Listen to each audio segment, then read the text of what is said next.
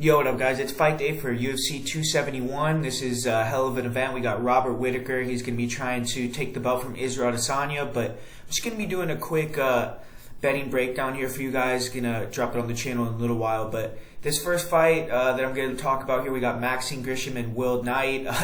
I mean, first of all, what the fuck happened at the weigh-in with that, man? I mean, Will Knight coming in 218 pounds. He missed weight by 12 pounds. They just moved it up to heavyweight.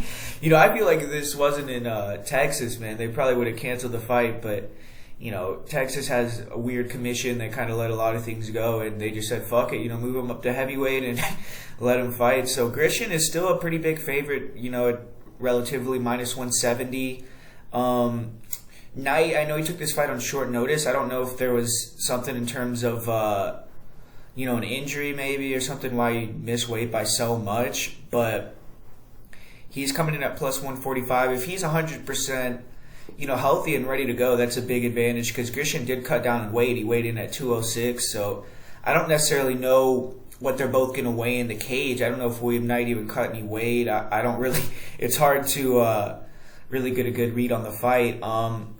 I didn't really hear. I asked a couple people. I tried to figure out if there was like an injury or something with William Knight, and you know, no one seemed to know much of anything. So, just looking at the fight, I mean, I don't really know. I guess if I had to pinpoint a couple bets to play on this one, maybe the fight doesn't go to decision, the under 2.5 rounds. It's heavyweight now, and you know, if William Knight's a little bit out of shape, maybe he'll go for it early and get tired like he did in the Dong Jung fight. And I do think Grisham, even though he's not a big time finisher, he, you know, has some submission ability on the ground. On the feet, I think he can get the knockout too, potentially as well. So, you know, Grisham by knockout, Knight by knockout, both at plus 300. You know, I think that, you know, those could potentially happen. But for me, I mean, this fight already kind of got a little bit weirder than it was on paper. Anytime William Knight fights, it's hard for me to get a good read on him because he looks like a horrible fighter. Like, he's not a, you know, very skilled guy, but, you know, freak. He's a powerhouse, and you know, he can somehow pick up these wins in certain matchups. But against Maxine Grisham, really experienced guy. Still gonna roll with Maxine, but you know, in terms of the money line, minus 170, plus 145. If I was forced to bet it, I guess I would probably just bet the underdog on William Knight and see what happens. But ultimately, I'm not gonna put any bets on that fight. I don't really feel like it's you know, a great fight to target betting wise. But this next one here, Jeremiah Wells and Mike Mathetha. This is a good fight right here. We got Blood Diamond. Obviously, he's been getting all the hype this week, but he is the underdog. I mean, Jeremiah Wells, he comes out of a really good camp. He's training over there with Daniel Gracie, and you know, that camp has done really well, man. They're like undefeated in the UFC with Sean Brady, with Pat Sabatini. Jeremiah Wells came in, got that big knockout win over Warley Alves in his debut. We even had who's the other guy from the Ultimate Fighter that's on their camp as well? There's one other fighter on there, Andre Petrowski, who's 2-0 as well. So they've been doing really well in the UFC. And I don't really see this fight going very long, man. I mean, under 1.5 rounds at minus 160, I think is decent value there. With Blood Diamond, we got a guy who's kind of a, you know, newer MMA guy. He's 3-0, but he has a lot of kickboxing experience, very dangerous, dynamic guy. So if he wins, I think it's going to be first round knockout type of thing. But you know, Blood Diamond, I don't really know much about his grappling. I know Wells is a black belt, and you know, Wells also has big power and he's explosive, and Blood Diamond does not have the best defense. So, you know, with these small gloves, even though Mathetha maybe is the higher level striker on paper, I wouldn't be shocked to see Wells go in there and get the knockout either. And if Wells gets it to the ground, I do think he'll probably have a huge advantage there. We don't really know too much about Blood Diamond's takedown defense, about how he does off of his back, but if you watched his most recent MMA fight with Dibs Gilly, he did get tired in that fight, started wrestling, and if that happens against Jeremiah Wells, I don't really see it going well for him. I see him, you know, getting put on his back and getting finished. So I don't really see this fight going too long. I think it's going to end in the first round with Wells either winning by submission or KO. Blood Diamond has the outside chance to get the knockout, but I think Wells at minus 250. It's probably correct. You could probably throw him in some parlays, but you always have to be a little bit careful with you know, a guy that has dynamic knockout ability like Blood Diamond. So it's a fight that personally I didn't bet on money line wise or anything. I actually did have a play on the under 1.5 rounds. Got a little bit of a better number earlier in the week, but Yeah, the other one I would look at maybe potentially are Wells by knockout or submission. And then obviously, I think if Blood Diamond wins, I think it's going to be a KO win. So they got him at KO plus 300. You could kind of juice up those odds a little bit up there from plus 210 to plus 300 if you, think Blood Diamond has a chance to win this one. As you see here, I mean, plus 800 for a decision. They got him at a really big odds to win a decision. Wells winning in round 1, the odds are not good. I wish there was like a plus 200 odd there, but plus 135, I mean, can't really get much out of that. Mathita wins in round 1 at plus 550, plus 700. Some spots, don't think that's a bad play either. So this is one of these fights where Blood Diamond could surprise, but I think Jeremiah Wells overall is a better fighter and probably will win inside the distance. I think the under 1.5 rounds, like I said, is probably the best bet on that fight, probably the most likely to hit at a decent value. So I would put the under 1.5 rounds as a bet even at minus 160. I would even almost bet it all the way up to like minus 185-ish. So I think it still has alright value there.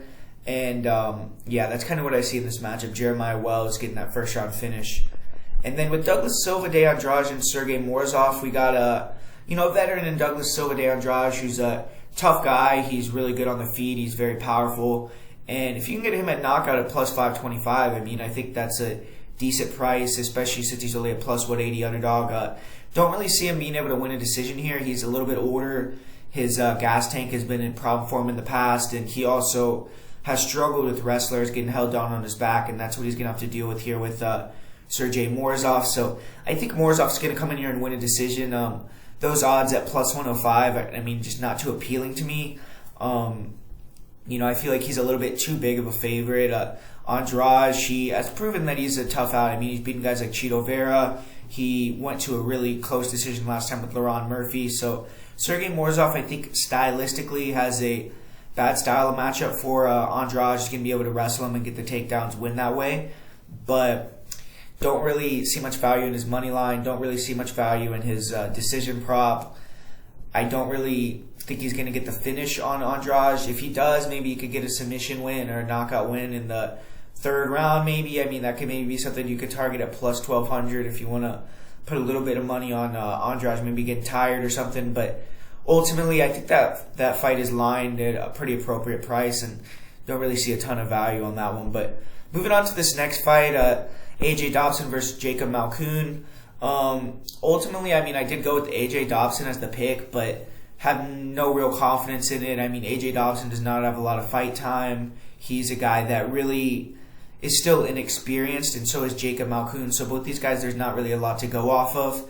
Dobson, I mean, he does go out there and go for the kill in that first round. So, I mean, him to win by knockout at plus 185, him to win in round 1 at plus 225, plus 300 in some spots, I think that, that's a decent bet there because almost all of his wins have came in that way. But Malkoun is definitely a step up in competition for him, in my opinion. Malkoun is a guy that trained with Robert Whittaker, decent boxing, pretty good jiu-jitsu.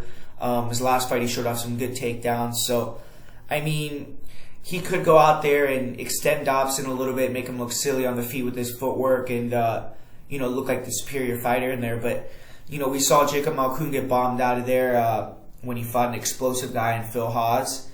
And I just feel like AJ is going to be a little bit too much for him early, a little bit too aggressive. He's going to, have the intensity, and I think he's going to take him out. But, if it starts to go a little bit longer, I just don't have a lot of faith in who's going to win the fight. So, I mean, I'm just not super confident. I mean, I do think that the under 2.5 rounds minus 160, it's a little bit juiced there. I mean, I wish it was a little bit better odds. The under 1.5 rounds plus 120 as well. I mean, if I could have gotten like plus 175 under 1.5 rounds, maybe I would have went for that one. But Malkoun, like I said, is a big step up from Dobson's opponent, so maybe he could extend the fight. And just don't really have a great read on that one. I know a lot of people are taking the shot on Malkoun, so I don't think that's a bad play either. He's, plus money on some spots. But for me, I just wasn't too interested in that fight. But with this next fight, we got Leo Martinez taking on Ronnie Lawrence. And, this is a fight where I do think there's some value on Leo Mana, at plus 250. Ronnie Lawrence, he has one UFC fight, and he won on the Contender Series as well. But he's not a super experienced guy, just like Leo Mana. He had trouble with his weight cut his last fight. He had to pull out because of the weight cut. Then this week it looked like he had another bit of a rough weight cut. So, I mean, I think Martinez is a guy that is one of the bigger power fighters at 135 pounds. He's shown knockout power in both hands. And he's pretty crispy. You know, he's sharp. He has good timing on his counters. Pretty long fighter. So I feel like, you know, he has a chance to get the knockout here because Lawrence sometimes can be a little bit defensively irresponsible. But at the end of the day, Lawrence has a style that gives Martinez trouble, and that's why he's the big favorite, because Martinez is a flat-footed guy. He wants to, you know, get you in the pocket and exchange there. He's very dangerous in the pocket, fast hands, big power, and he, you know, puts pretty good combinations together. He'll attack the body, come back up to the head, but when guys are moving around on him, he struggles a little bit because he's a little bit plotty with his footwork. He's not the greatest mover, and guys can stick and move on him, and then, you know, obviously that's Lawrence's game. He sticks and moves, and when you get frustrated, you start to overextend. That's when he takes you down and starts to control you, and we've seen Leo Mana get taken down in the past. He does have a good submission game. I feel like, you know, slickness, like if you're saying, like, who's a guy that is just, you know, more technical on the feet, better jiu-jitsu, I would say it's Leo Mana Martinez, even though he's the big underdog. I think he's a little bit more skilled potentially, but Ronnie Lawrence, you know, he has the big wrestling edge. He probably has the cardio edge, and he's just a better mover. I feel like his full MMA game is better than Martinez's, even though Martinez is a dangerous guy. So I think Lawrence is going to go in there and win this fight by decision. That, once again, is like at a plus 110. I don't think that's the worst bet in the world, because you're looking at Lawrence at like a minus 300 favorite. If you can get it all the way down to like a plus money on the decision, I don't think that's a bad play at all. And for Leo Mana, I mean, I think if he wins, it's going to be either him catching a submission or getting a, you know, early knockout. So, you know, if you're looking at him at plus 550 for the knockout, you see him winning by submission at plus 1800. I mean, to me, that's a little bit off. I know Lawrence has never been submitted or anything, but, you know, Mana is a guy that throws up submissions off his back. Lawrence does go for takedowns. So plus 1800 seems a little bit off in my opinion, but ultimately, at the end of the day, I do think Lawrence is going to win by decision. And I guess if I had to make one play on this fight, it would be Lawrence wins by decision. But I didn't have any action on that one. And just, you know, I feel like that fight is a fight Lawrence should win, but Martinez is definitely live to get the finish there. But Carlos Oberg versus Fabio Charon, we got another guy from City Kickboxing here. And Oberg had a bad debut. You know, he kind of let the guy rope-a-dope him, gassed out, got finished in the second round by knockout. So wasn't a good look for him, especially with Cannonier not being a super high-level fighter. But they gave him a good matchup here with Fabio Charon, a really young guy, inexperienced as well. So they're both similar in terms of the experience they've accrued in their MMA careers. I guess Charon does have more experience. He's fought in a 5-round LFA title fight that he did win, but he also has a limited number of fights. And you know, Charon, he has a style where he likes to keep it on the feet and strike from a distance, which I feel like is going to play in the favor of Carlos Oberg. Charon did get knocked out by William Knight in his last fight, which I feel like is a really bad look. I mean, William Knight is not a very good striker, not very technical, and he was able to clip Charon and take him out of there. He does have a lot of power, but to me that was kind of a bad look on Charon's part. Charon also did get knocked out in a fight with Alexa K. Murr, who's proven to not be the highest level UFC fighter. He got flying kneed in that fight. But Charon, you know, he does train at a good gym. He was at Stanford MMA for this one, and he was training with the wrestlers. So I feel like maybe he's going to go in there and try to change up his game plan a little bit, try to take it to the ground, and maybe work his front choke submissions, because he does have quite a few front chokes. Good, you know, front choke submission guy, but he's not a wrestler. He doesn't usually go for takedowns in his fights. He likes to pressure, you know, use his striking, stay long, counter, and then get guys to shoot in on him so he can get the submission. Takedown defense is not very good, so guys can take him down. But in this fight, I don't really see Oberg, obviously being a kickboxer, really trying to use much grappling at all. He's going to try to keep it on the feet and knock Charon out. He needs to be a little bit more composed in this one, you know. And Charon is you know, a guy that does go for it sometimes, tries to close the distance, and he tries to be aggressive. And Oberg likes to counter-strike. We saw him get a big, nice knockout on the Contender Series. His fight with Kennedy Kennedy didn't really open up at all. He made Oberg go first, and he was kind of shelling up and not really giving a lot of openings for the counter. And I feel like that was a good game plan. Maybe Charon is going to want to try to come in here and try to maybe implement that a little bit, shell up, cover up, try to be very defensive early, use a lot of feints, and then try to time the takedowns and, get Oberg a little bit tired. And then when you see him get a little bit tired, then maybe you could start to try to strike with him as well. But, Oberg, I think, is going to win this fight by knockout. I just don't really think Charon is a UFC level fighter,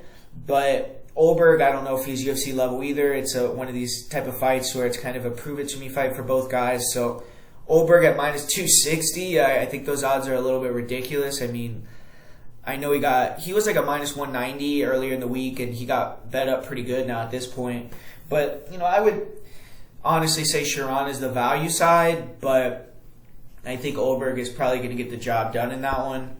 Him winning by knockout is minus 150. I mean, those odds are trash. Not really. I mean, Charon by submission at plus 750 I don't think is the worst odds in the world. I mean, he has quite a few submission victories, but at the end of the day, I mean, I think Oberg is going to get the job done there. So ultimately, just not too, enthralled in any of the prices there. But we're moving on to this next fight. We got Casey O'Neill taking on Roxanne Modafferi. And this is right away, I mean, I look at the money line, and I definitely feel like Roxanne has a lot of value. I mean, in the stand-up in this fight, a lot of people give Roxy shit for being a really bad striker, but here, I don't really see her as being at that much of a disadvantage on the feet against Casey O'Neill. I mean, O'Neill is a grappler as well. They're going to go in there, and we're going to see who's the superior grappler. O'Neill is significantly younger, probably the stronger of the two, but Roxanne has that experience, and she's probably a better jiu-jitsu player.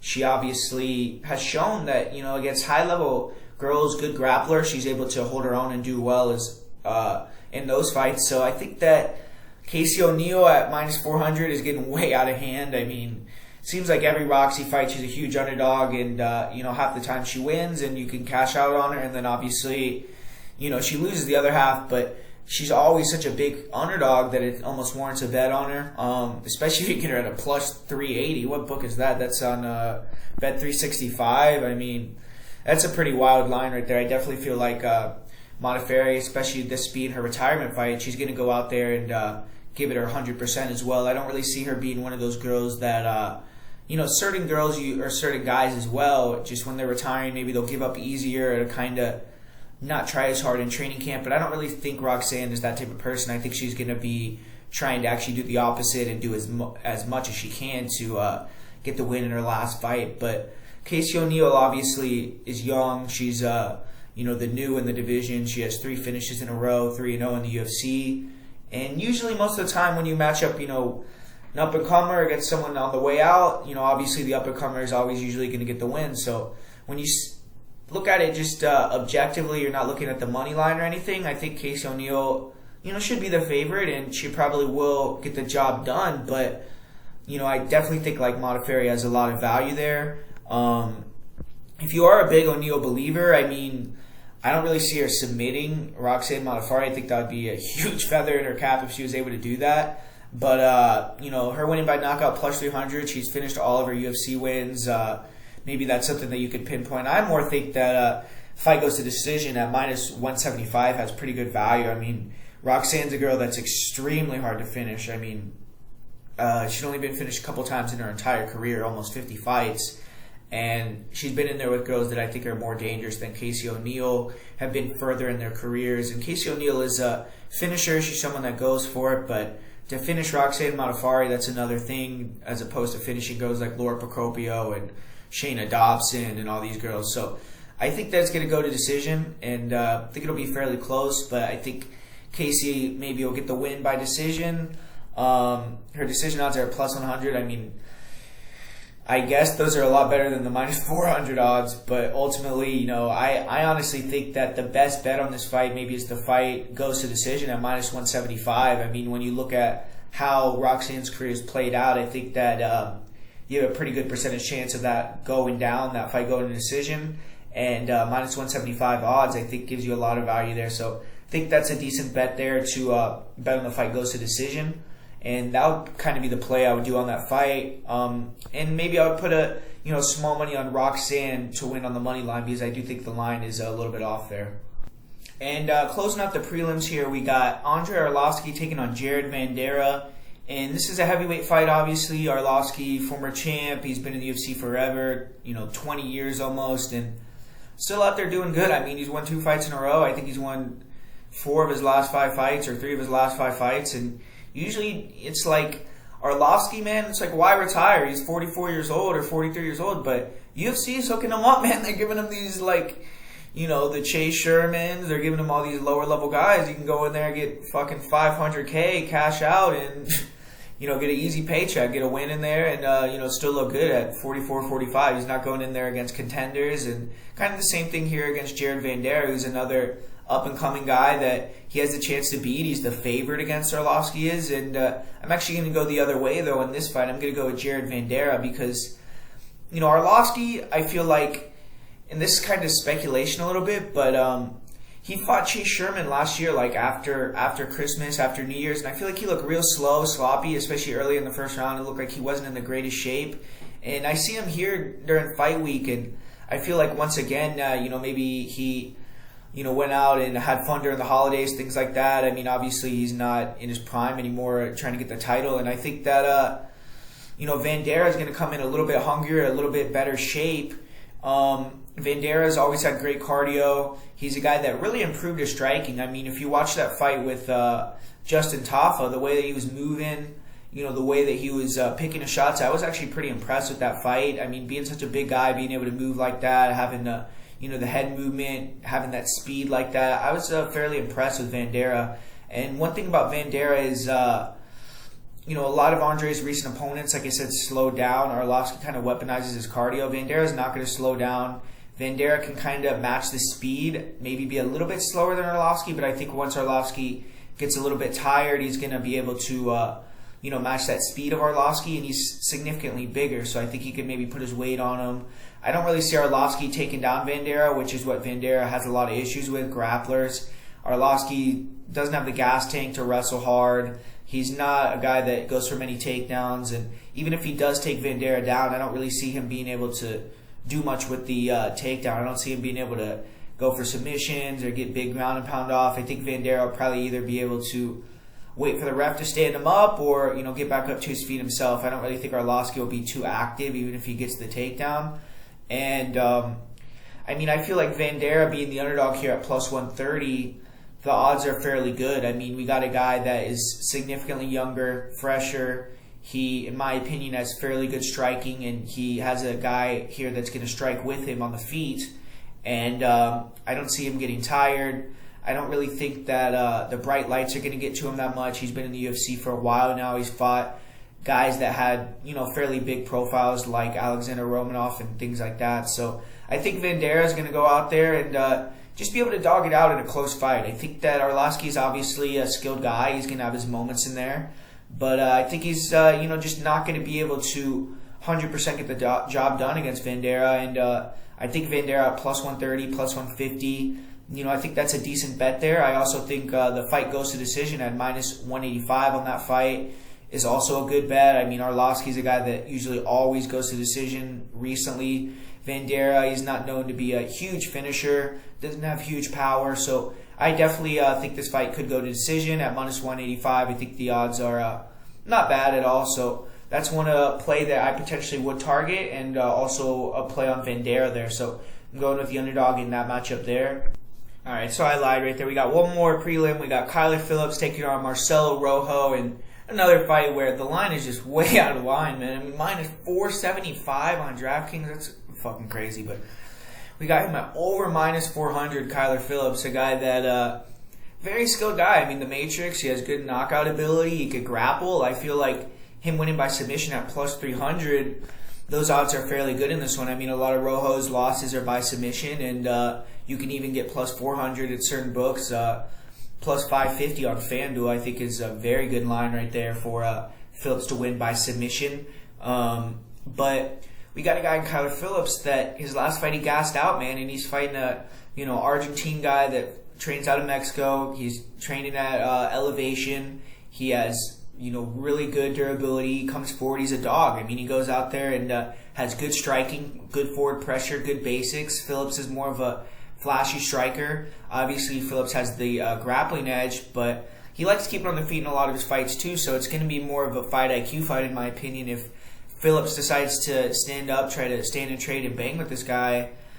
Marcel Rojo is the bigger dog, in my opinion, and, if it gets late, it's a close fight, 1-1 going into the third round. I think Rojo, at plus 350, is a good ticket to be holding there. I think that he definitely could go out there and potentially pull off the upset, but Kyler Phillips, coming off a loss, he is at a good camp, the MMA Lab, and they have to have a good game plan for him. They have to see, he's the bigger guy, and if he can get the takedown, he's going to have a big advantage. So just go in there, time the takedown, get it to the ground, and get the submission win. And I think that he'll be able to get that done and get the submission. So at plus 400, plus 550, those odds are pretty good, in my opinion.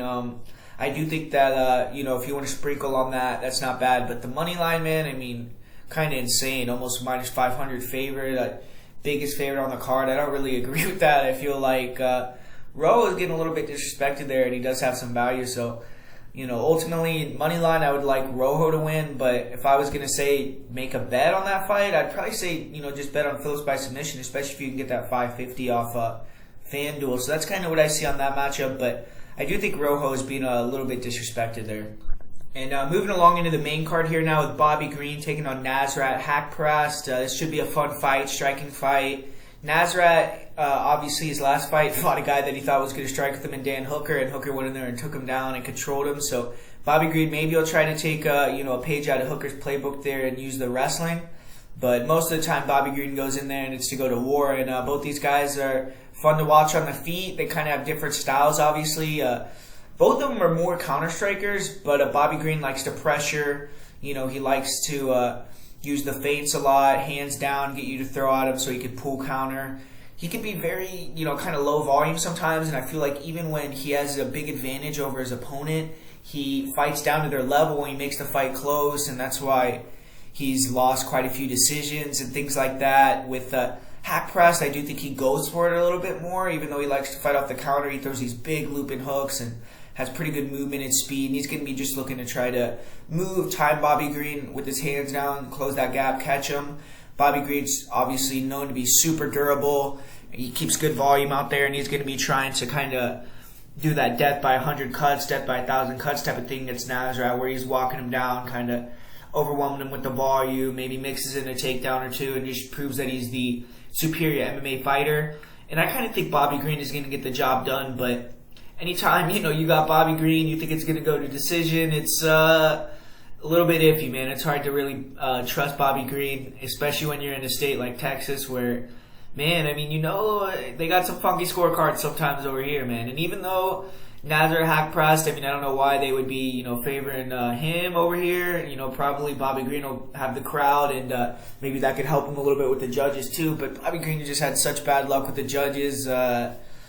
It's always a little bit sketchy, but him winning by decision at plus 130, I would almost just bet on the money line. It's pretty similar, and I don't really see a ton of value on that one, but I don't really think Green is going to get the finish. He did get his first finish in his last fight against Ali Quina in a long time, so he's going to have some confidence and momentum coming in here.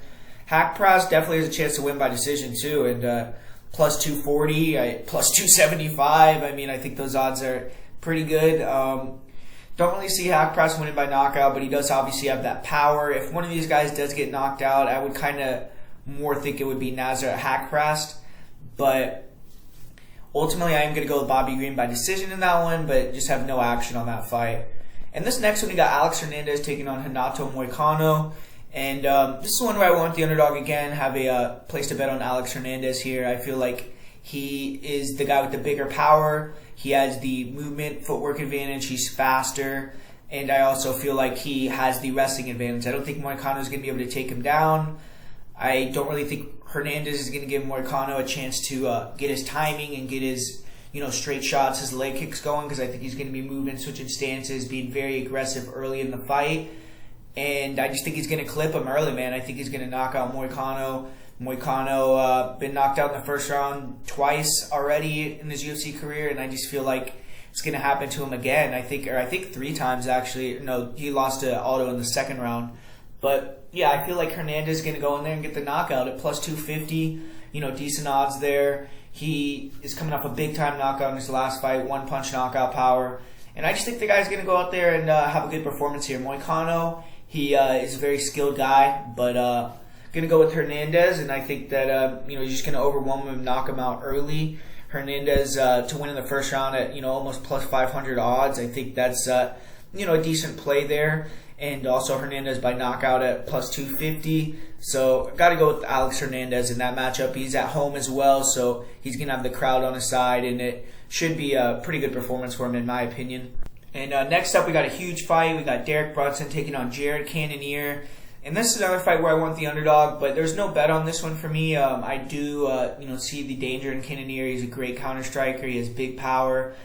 But Cannonier, he struggles against a lot of grapplers. He has had to come from behind wins against grapplers, and I just feel like Brunson is a higher level wrestler than the recent guys that he's beaten, like David Branch, like Jack Hermanson. I think he's a better athlete.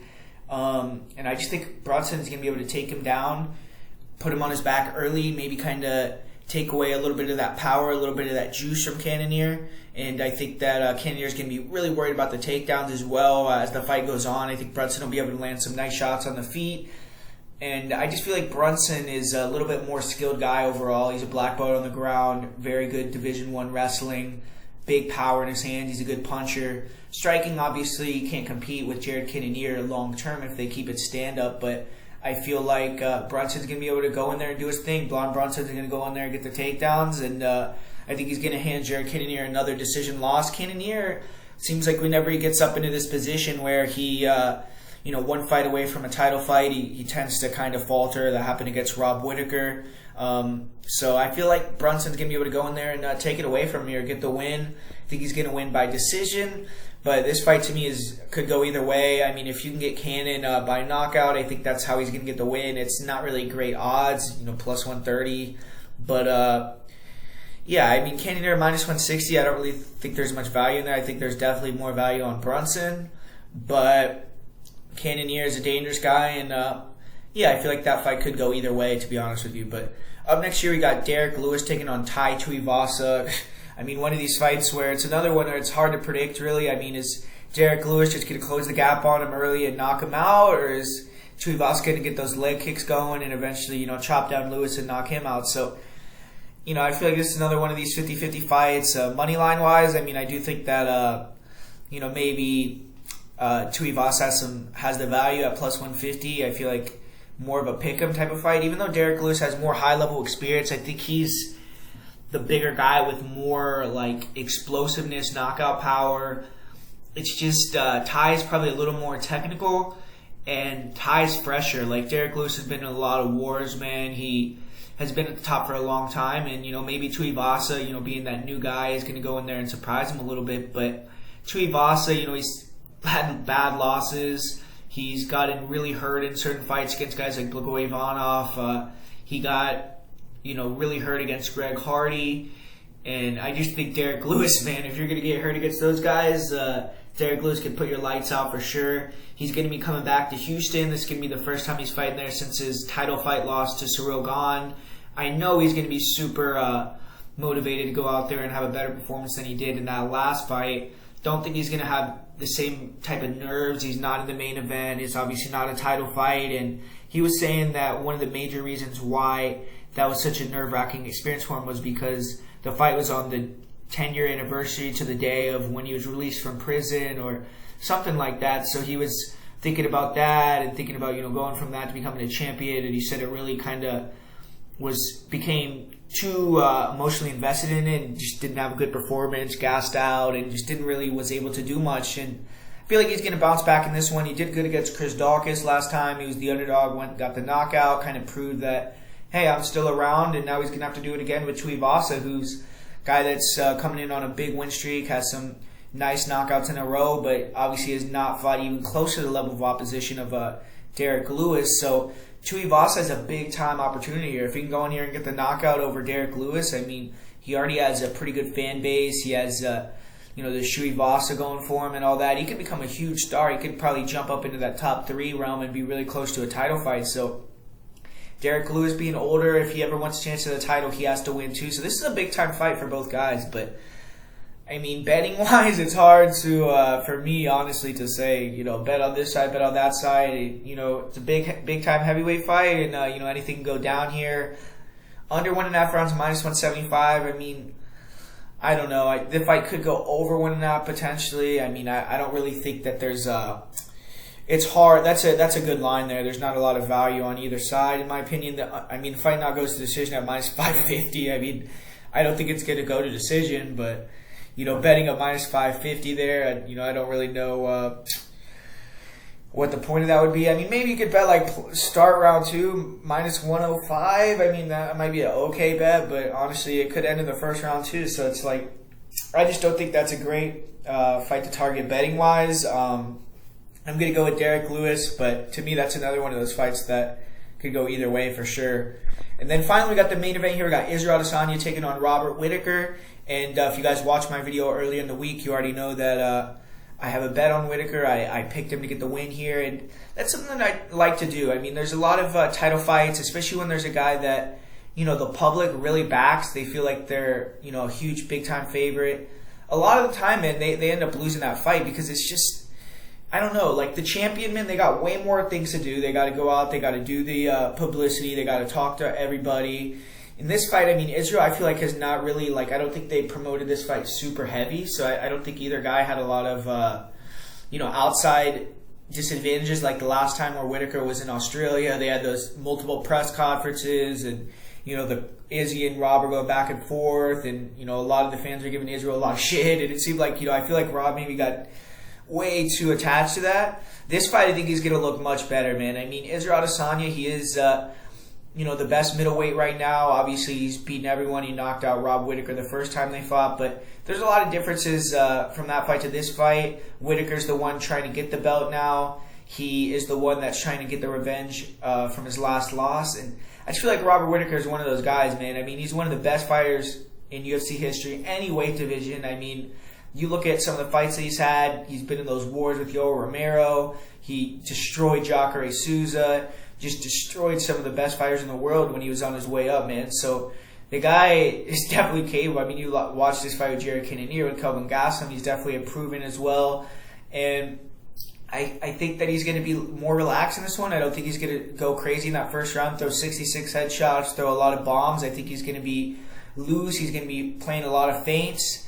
And ultimately, I think that he's just going to have a much better game plan. He's going to be trying to work the jab, maybe try to attack the body to start opening up the headshots, feint the level changes. Just be a lot smarter in his approach, not close the gap very recklessly like he was doing in the first fight, not really lunging in. And I think that Whittaker is going to start to give him some different looks. I think once he gets the takedown in the fight at a certain point, which I do think he's going to get, I think Izzy is going to start to kind of be very in that defensive shell again, like he always usually is, kind of the guy that goes second in a lot of his fights. But I just think Whittaker as well, another thing that I don't think a lot of people are going to take into account that I think he's going to use and use very effectively are the leg kicks. It's usually Israel that does really good with leg kicks, but if you watch that first fight, Rob was checking every leg kick that Israel was throwing really effectively, and he was ending combinations with leg kicks, and he was getting to Israel. So I think that if he can, keep ending combos with leg kicks, turn combos with leg kicks, slow down the movement of Israel as well,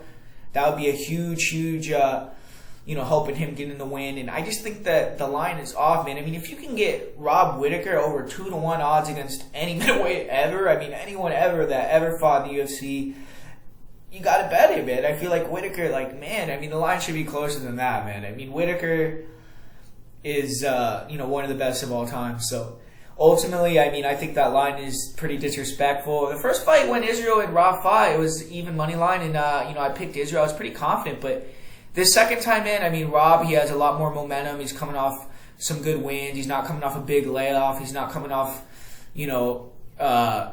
surgeries on his body. He's not coming off sicknesses like he was when he fought Israel the first time, off a 15-month layoff. So I think Rob's going to go in here and surprise a lot of people, man. I think Israel obviously is shining high right now. A lot of people love Israel. They think he's, going to become the best middleweight of all time, past Anderson Silva and all that. But yeah, maybe he will. Maybe, him and Rob will have a trilogy or win the trilogy, get the belt back. But I think, to tonight, man. I think Rob Whittaker is going to be the one with this hand raise at the end of the fight. I think he's going to get revenge on Israel and win this fight via decision. So I'm going to go with Rob Whittaker here. I just feel like he's being kind of underestimated here, and no one's giving him a chance. And yeah, I mean, he has to have a lot of motivation, man. I mean, he got knocked out by Israel the first time. He's a really proud guy. Obviously, he feels that he could potentially be the best middleweight of all time too. So this is a huge fight, man, and I think Whittaker is going to show the goods. I think he's going to prove that, yeah, he's at that high level, just like Israel Adesanya.